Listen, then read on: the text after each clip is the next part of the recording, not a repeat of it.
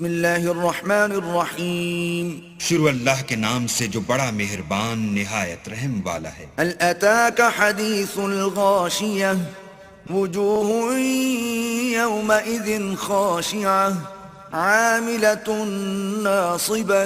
بھلا تم کو ڈھانپ لینے والی یعنی قیامت کا حال معلوم ہوا ہے؟ اس روز بہت سے منہ والے ذلیل ہوں گے، سخت محنت کرنے والے تھکے ماندے۔ تصلى نارا حامیہ تسقى من عین آنیہ لیس لهم طعام الا من ضریع لا يسمن ولا يغنی من جوع۔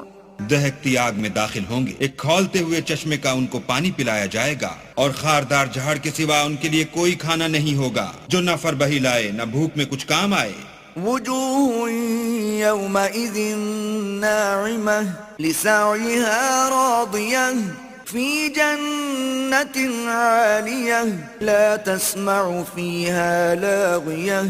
اور بہت سے منہ والے اس روز شادماں ہوں گے، اپنے اعمال کی جزا سے خوش دل، بہشت بری میں وہاں کسی طرح کی بکواس نہیں سنیں گے۔ فیہا عین جاریہ فیہا سرر مرفوعہ وأكواب موضوعة ونمارق مصفوفة۔ اس میں چشمے بہ رہے ہوں گے، وہاں تخت ہوں گے اونچے بچھے ہوئے، اور آب خورے قرینے سے رکھے ہوئے، اور گاؤ تکیے قطار کی قطار لگے ہوئے۔ وزرابی مبثوثة افلا ينظرون الى الابل كيف خلقت وإلى السماء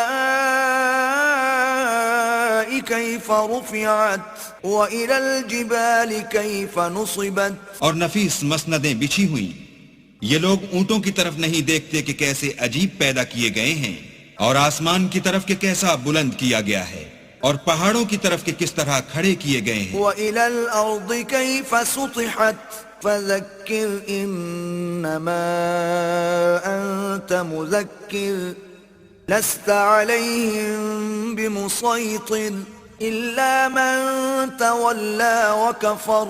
اور زمین کی طرف کہ کس طرح بچھائی گئی، تو تم نصیحت کرتے رہو کہ تم نصیحت کرنے والے ہی ہو، تم ان پر داروغہ نہیں ہو، ہاں جس نے منہ پھیرا اور نہ مانا۔ فيعذبه الله العذاب الأكبر إن إلينا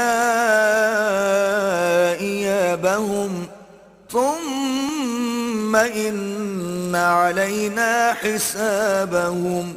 تو اللہ اس کو بڑا عذاب دے گا، بے شک ان کو ہمارے پاس لوٹ کر آنا ہے، پھر ہم ہی کو ان سے حساب لینا ہے۔